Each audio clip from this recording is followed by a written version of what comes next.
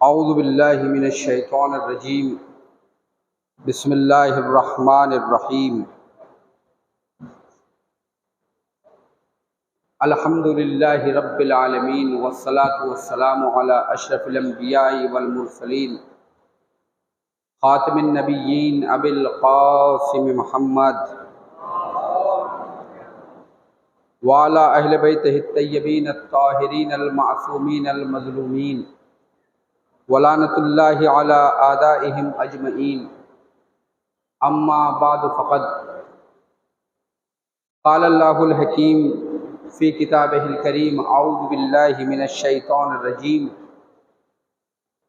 ویوفون بالنذر ویخافون یوما کان شرہ مستطیرا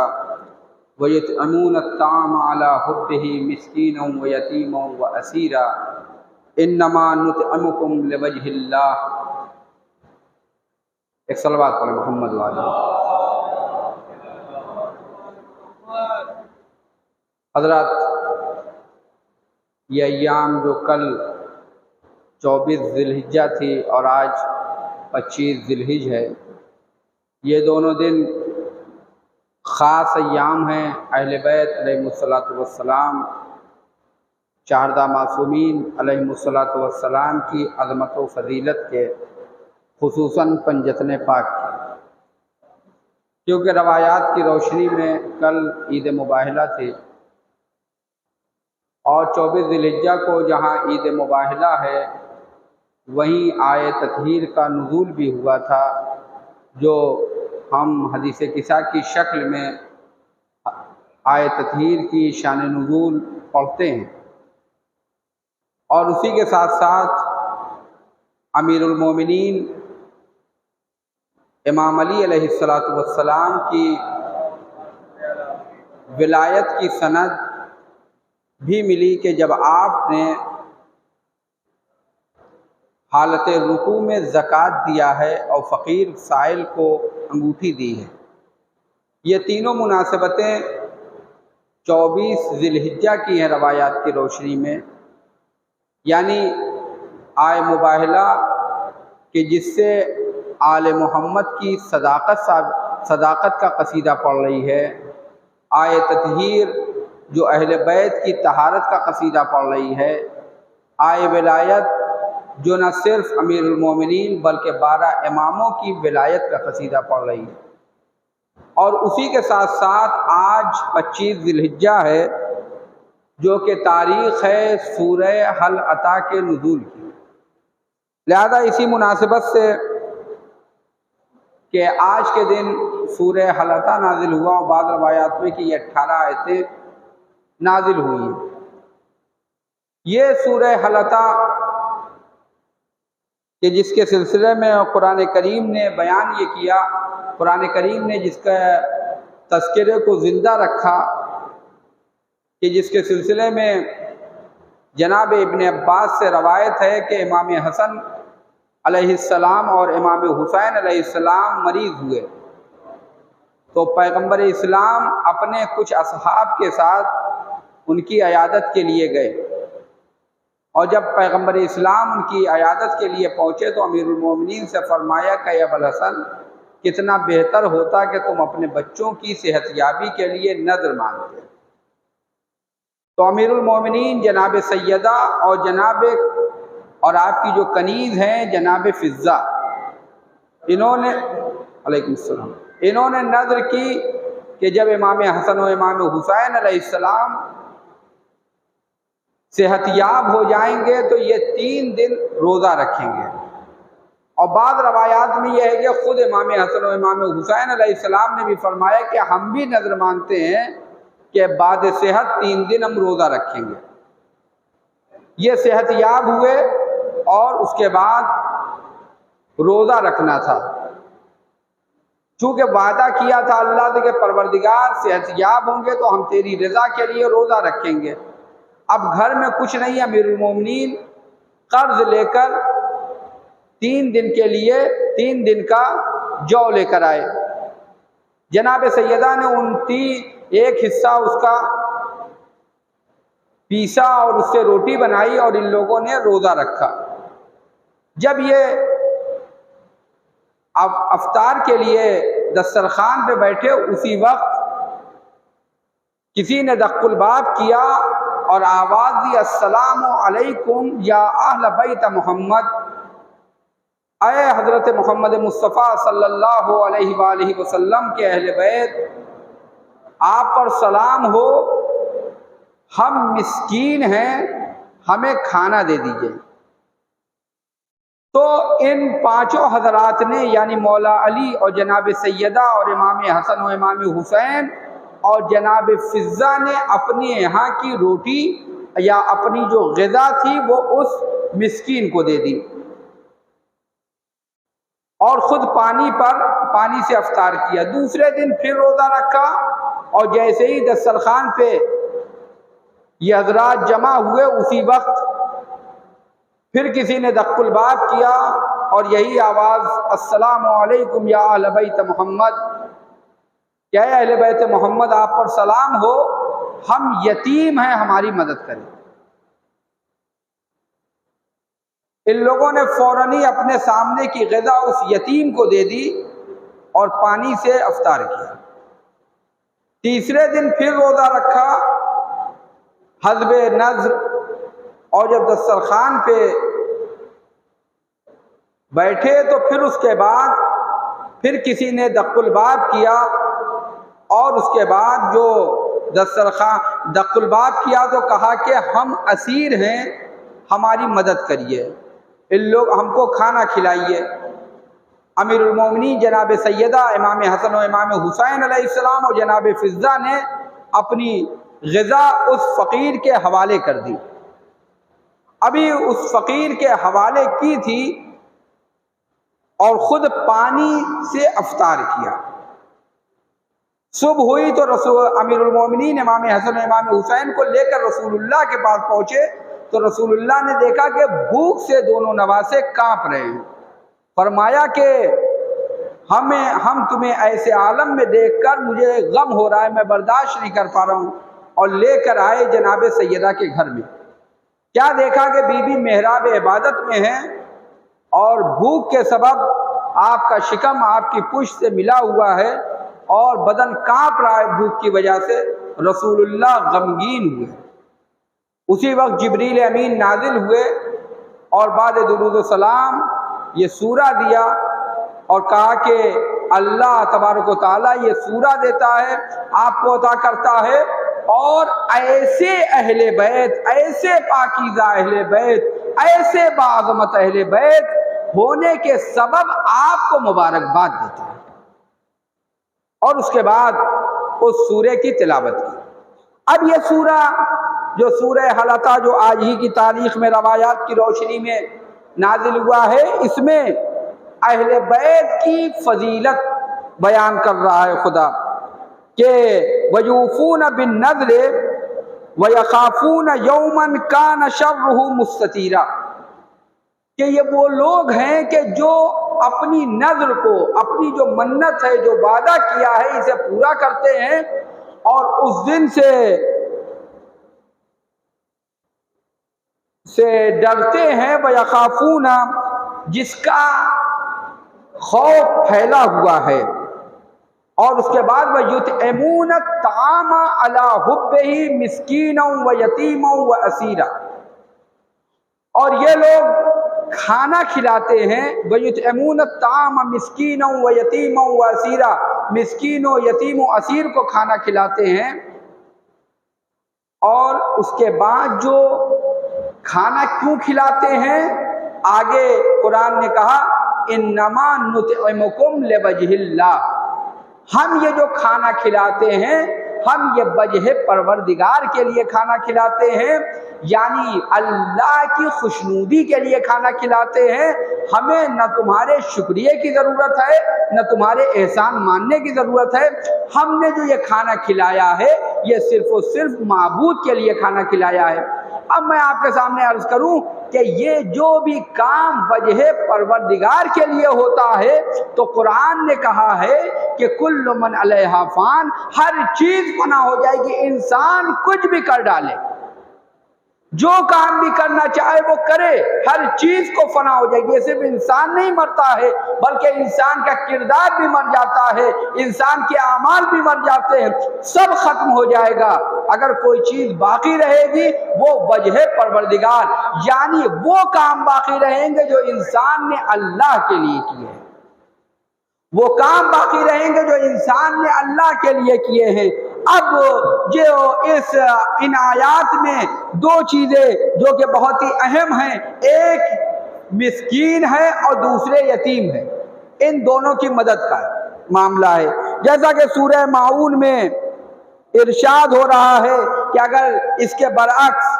کہ اگر کوئی یتیم و مسکین کے ساتھ ہمدردی نہیں کرتا ہے تو اس کا کیا نتیجہ ہوتا ہے۔ یہ سورہ ماعون میں خداوند عالم نے کہا ارائیت الذی یکذب بالدین، اے پیغمبر کیا آپ نے ان لوگوں کو نہیں دیکھا ہے جنہوں نے دین کو جھٹلایا ہے۔ ارائیت الذی یکذب بالدین، جس نے روز قیامت کا انکار کیا، جس نے دین کا انکار کیا ہے، وہ کون ہے کہ جو قیامت کا انکار کرتا ہے، جو دین کا انکار کرتا ہے۔ آگے خداوند عالم ارشاد فرماتا ہے فذلک الذی یدعو الیتیم، یہ وہ شخص ہے، منکر دین وہ شخص ہے جو یتیم کو دھکے دے دیتا ہے، ولا یحض علی طعام المسکین، اور مسکین کی مدد پہ لوگوں کو ابھارتا نہیں ہے۔ جس طرح سے یہ سورہ انسان، سورہ ابرار یا سورہ دہر یا سورہ حلقہ، اس کے یہ نام ہیں، یہ سورہ دہر امام حسین اور امام حسین کے والد بزرگوار مادر گرامی اور برادر بزرگوار اور ان کی قریب جناب فضہ کی لیے نازل ہوا ہے۔ اسی طریقے سے یہ جو سورہ ماعون ہے یہ یزید کے دادا کے سلسلے میں ہے کہ جب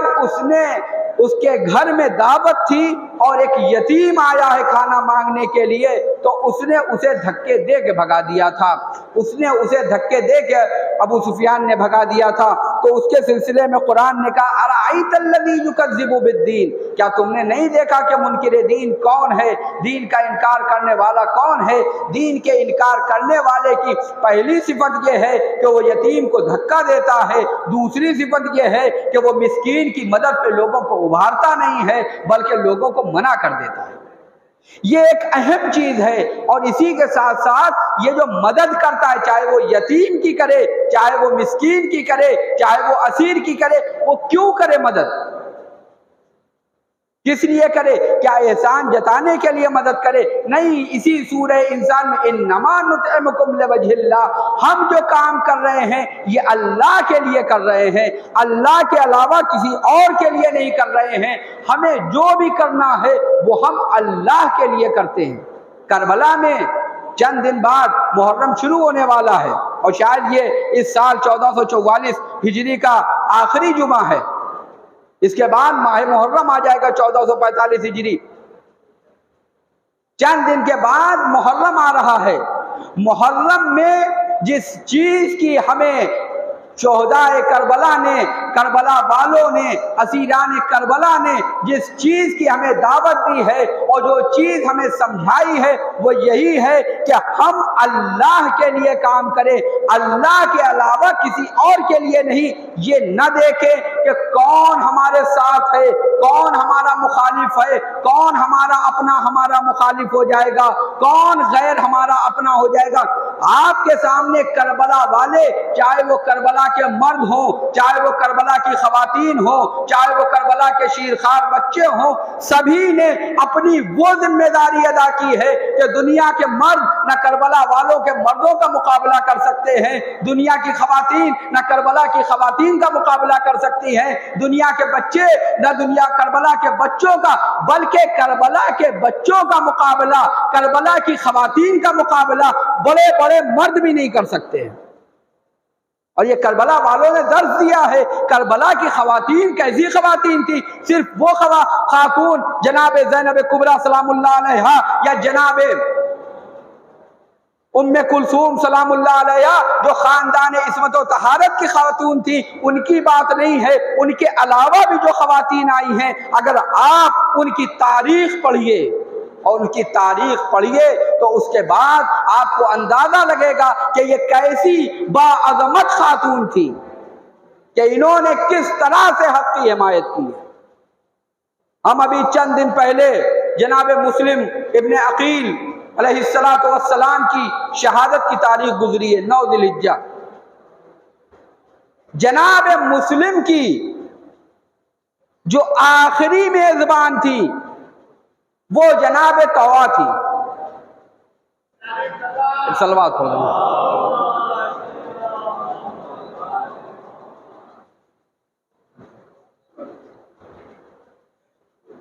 جناب مسلم کی جو آخری میزبان ہیں وہ جناب طوع ہیں۔ جناب طوع کون ہیں؟ کیا کسی مہذب گھرانے میں، کیا کسی متدین گھرانے میں پیدا ہوئی ہیں یا کسی مہذب گھرانے میں پروان چڑھی ہیں؟ نہیں، ان کا جو یہ کنیز تھی، ان کا مالک اشعث بن قیس تھا۔ یہ پہلے اشعث بن قیس کی مالک کی کنیز تھی۔ اشعث بن قیس کون ہے؟ یہ خارجی تھا جو امیر المومنین کے قتل میں شریک تھا، عبد الرحمن ابن ملجم کا ساتھی تھا قتل امیر المومنین میں۔ اشعث وہی ہے کہ جس کا بیٹا محمد بن اشعث جناب مسلم کے قاتلوں میں شریک ہے۔ اس کی بیٹی جودہ امام حسن علیہ السلام کی قاتلہ ہے۔ اور پھر جب ان کی شادی ہوئی ہے تو یہی جس شخص سے شادی ہوئی ہے، جو ان کا شوہر ہے، وہ کربلا میں جناب مسلم کے بچوں کا قاتل ہے۔ یعنی کربلا میں گیا تھا، جناب مسلم کے بچوں کو قتل کیا تھا، محمد بن مسلم کو یا عبداللہ بن مسلم کو قتل کیا تھا اس نے۔ ان کا بیٹا خود مخبر ہے ابن زیاد کا، جا کے اطلاع دی کہ ہمارے گھر میں مسلم ہے۔ یعنی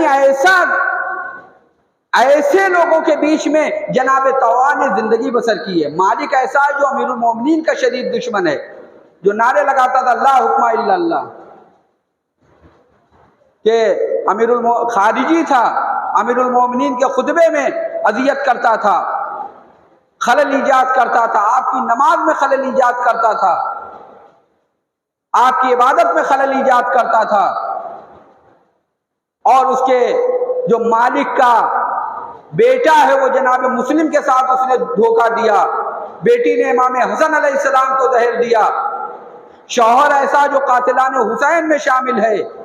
بیٹا وہ جو جناب مسلم کے قتل میں شریک ہے۔ لیکن ان تمام خباثتوں کے بیچ میں جو کردار، اور ان تمام فرعونیوں کے بیچ میں جو کردار سامنے ابھر کے آتا ہے، آسیہ مزاج کردار سامنے آتا ہے، وہ جناب طوع کا، کہ جناب طوع نے نہ اپنے مالک کی فکر کی، نہ مالک کے بچوں کی فکر کی، نہ اپنے شوہر کی فکر کی، نہ شوہر اپنی اولاد کی فکر کی، بلکہ سفیر حسین کا احترام کیا ہے، ان کی میزبانی کی۔ اور اسی طریقے سے کربلا کی دوسری خاتون ہیں جو کربلا کے اندر آئی ہیں اور اسیر ہوئی ہیں، جناب ہانی ابن عروہ کی زوجہ، جناب ہانی ابن عروہ کی زوجہ۔ ایسا نہیں ہے کہ جناب ہانی ابن عروہ شہید کر دیے گئے اور ان کے بچے اور ان کے خاندان والے، کیونکہ وہ حکومت کے مجرم تھے۔ جب کوئی انسان حکومت کا مجرم ہوتا ہے تو ایسا نہیں کہ وہ اس کا قتل ہو گیا، معاملہ ختم ہو گیا، بلکہ اس کے پورے گھر والوں کو پریشان کیا جاتا ہے، اس کے گھر والے بھی آ جاتے ہیں، ان کو بھی سزا دی جاتی ہے۔ جناب ہانی ابن عروہ 9 ذی الحجہ کو شہید ہوئے ہیں۔ جناب مسلم کے ساتھ جناب ہانی ابن عروہ 9 ذی الحجہ کو شہید ہوئے ہیں، اور اس کے بعد ابن زیاد کا پہرا ان کے گھر پہ۔ لیکن ان کی جو اہلیہ ہیں جناب رویہ، جن کا تاریخ نے نام رویہ بیان کیا ہے، کہ یہ اپنے جوان فرزند کو لے کر کسی صورت کوپے کے باہر نکلی اور امام حسین علیہ السلام سے جا کے ملحق ہوئی، امام حسین علیہ السلام سے جا کے ملحق ہوئی ہیں۔ اور جب امام حسین علیہ السلام سے ملحق ہوئی ہیں تو امام حسین اور وہاں جانے کے بعد انہوں نے اپنے بیٹے کی شہادت پیش کی ہے اور خود اسیر ہوئی ہے۔ ممکن ہے ذہن میں یہ سوال آئے کہ جناب ہانی کی زوجہ تھی لہذا ایسی باعظمت خاتون تھی، جناب ہانی کی زوجہ تھی، لیکن یہی جناب رویا کہ جن کا شوہر سفیر حسینی کے رکاب میں کوفے میں شہید ہوا، جن کا بیٹا کربلا میں امام حسین کی رکاب میں شہید ہوا، خود اسیر ہوئی ہیں، لیکن یہی روحیہ کا باپ کربلا میں لشکر یزید میں آیا تھا، عمر ابن سعد کے لشکر میں آیا تھا اور پانی پہ قبضہ کیے ہوئے تھا، یعنی اس کی ڈیوٹی پانی کے اوپر تھی کہ خیام حسینی میں پانی نہ جائے۔ لیکن ان تمام قربتوں کے باوجود جناب رویا نے اپنے کردار کو واضح کیا اور آج تک کے لیے واضح، قیامت تک کے لیے واضح کر دیا کہ انسان جس ماحول میں بھی رہے، جس معاشرے میں بھی رہے، جن لوگوں کے ساتھ رہے، اگر اس کی نظر اللہ اور اللہ والوں کی طرف ہوتی ہے، اس کی نظر میں معبود کی مرضی ہوتی ہے، وہ چاہتا یہ ہے کہ اس کا پروردگار اس سے راضی ہو جائے، تو نہ تو اس کی رشتہ داریاں اس کو کار خیر سے روک سکتی ہے، نہ اس کا ماحول اسے کار خیر سے روک سکتا ہے، نہ اس کا کوئی اور چیز اسے کار خیر سے روک سکتی ہے۔ جبکہ دوسری، کیونکہ کربلا کی جو جنگ ہوئی ہے، جو کربلا ہمیں درس دے رہی ہے، وہ یہ دے رہی ہے کہ اپنی ہستی کو مٹا دو خدا کے سامنے۔ اگر انسان یہ سوچنے لگے کہ ہم کچھ ہیں، ہمارے علاوہ ہم بھی کچھ ہیں، جہاں یہ ہم کچھ ہوئے وہیں کربلا سے انسان دور ہوتا چلا جاتا ہے، کیونکہ کربلا والوں نے اپنے کو کچھ نہیں سمجھا، جو کچھ بھی سمجھا اللہ کو سمجھا، سب کچھ سمجھا اللہ کو سمجھا، اور اللہ کی حجت امام حسین علیہ السلام کو سمجھا۔ کربلا والوں نے کیسی قربانیاں پیش کی ہیں کہ جب صبح عاشور امام حسین علیہ السلام نے اپنے صحابی جناب محمد سے کہا کہ اے محمد، میں نے سنا ہے کہ تمہارے فرزند کو اسیر کر لیا گیا ہے، میں اپنی بیعت اٹھائے لیتا ہوں، جاؤ جا کے اپنے فرزند کو رہا کرا لو، آزاد کرا لو۔ تو جناب محمد جو شہید کربلا ہیں، انہوں نے کہا فرزند رسول، ہم ایک نہیں بلکہ ہزاروں بچے آپ پر قربان کر دیں گے، لیکن ہم، یہ کربلا والوں کا درس ہے کہ جو ہمیں دیتا ہے، کربلا کا درس یہی ہے کہ ہم خود کو نہیں بلکہ کربلا کو اپنے ملحوظ خاطر رکھیں، اپنے کو نہیں بلکہ کربلا والوں، شہیدان کربلا اور اسیران کربلا کے سلسلے میں گفتگو کریں، اور ہمارے نزدیک، ہمارے پیش نظر ہمیشہ یہ رہے کہ پروردگار ہمیں دیکھ رہا ہے۔ یہ مجلس حسین جو برپا ہوتی ہیں، اس میں اہل بیت علیہم السلام تشریف لاتے ہیں۔ یہ مجلس حسین جو جہاں پہ بھی خیام حسینی نصب ہوتا ہے، یعنی جہاں پہ بھی فرش ادا بچتی ہے، یہ مرحوم آیت اللہ ناصری کا جملہ ہے، جو استاد اخلاق سے جن کا گزشتہ سال اصفہان میں انتقال ہوا، انہوں نے فرمایا کہ جو روضہ حسین ہے حرم حسینی، اور یہ جو خیام حسین برپا ہوتے ہیں محرم میں،